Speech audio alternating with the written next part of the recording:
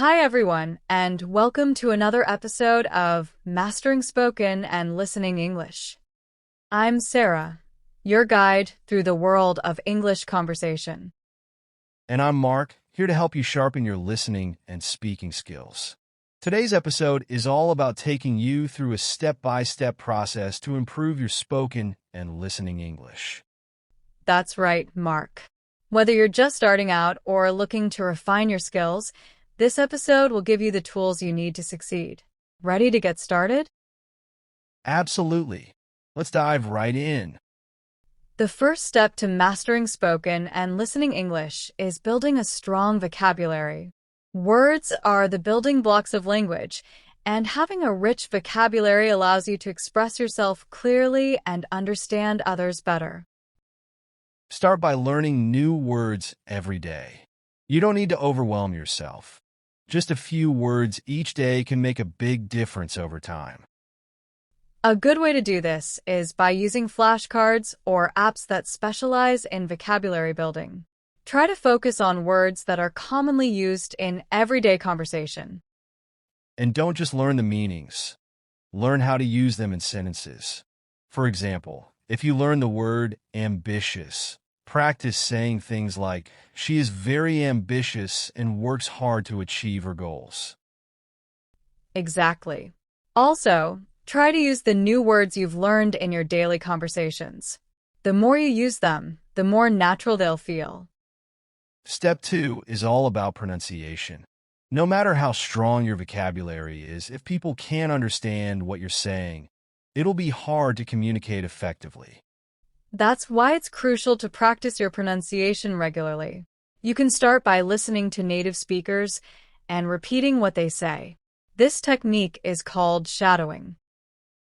And don't worry about getting it perfect right away. Focus on getting the sounds and rhythm of the language right. It's okay if you stumble at first. Practice makes perfect. Another tip is to record yourself speaking. This can help you identify areas where you might need to improve. For instance, if you're struggling with the teeth sound in words like think or thought, spend a few minutes each day practicing just that sound. There are also online resources that can guide you through the pronunciation of tricky words. Use them to your advantage. Now, let's move on to step 3, active listening. This is a key part of improving your spoken and listening skills. Active listening means really focusing on what the other person is saying rather than just hearing the words. It's about understanding the meaning behind those words. One effective way to practice active listening is by listening to podcasts, audiobooks, or watching movies in English. Try to follow along without subtitles at first and see how much you can understand. That's a great tip, Mark. Another method is to listen to a conversation and then summarize what you heard. This forces you to pay close attention and think about the content. You can also practice by listening to different accents and dialects. English is spoken in many different ways around the world, so getting used to various accents will help you understand spoken English better. Absolutely. And remember, it's okay to ask someone to repeat themselves if you didn't catch something. It's better to ask than to pretend you understood. The next step is practicing speaking with others. The more you practice speaking, the more confident you'll become. If you have friends who are also learning English, practice with them. You can also join English speaking clubs or online communities where you can practice with others. And don't be afraid to make mistakes. It's all part of the learning process.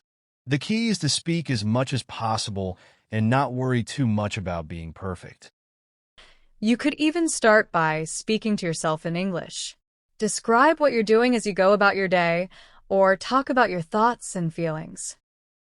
That's a good point, Sarah. Another idea is to participate in language exchange programs, where you can speak with native speakers who are learning your language. It's a win-win situation. Yes, and if you're ever unsure of how to say something, don't hesitate to ask for feedback. Most people are happy to help. The final step is to expand your cultural understanding. Language and culture are deeply intertwined. And understanding the cultural context of a language can improve your communication skills. For example, understanding common idioms, expressions, and customs can help you communicate more naturally and avoid misunderstandings. Watching movies, reading books, and listening to music from English-speaking cultures can help you get a feel for the language beyond just the words. You can also learn about the social norms and etiquettes that come with the language.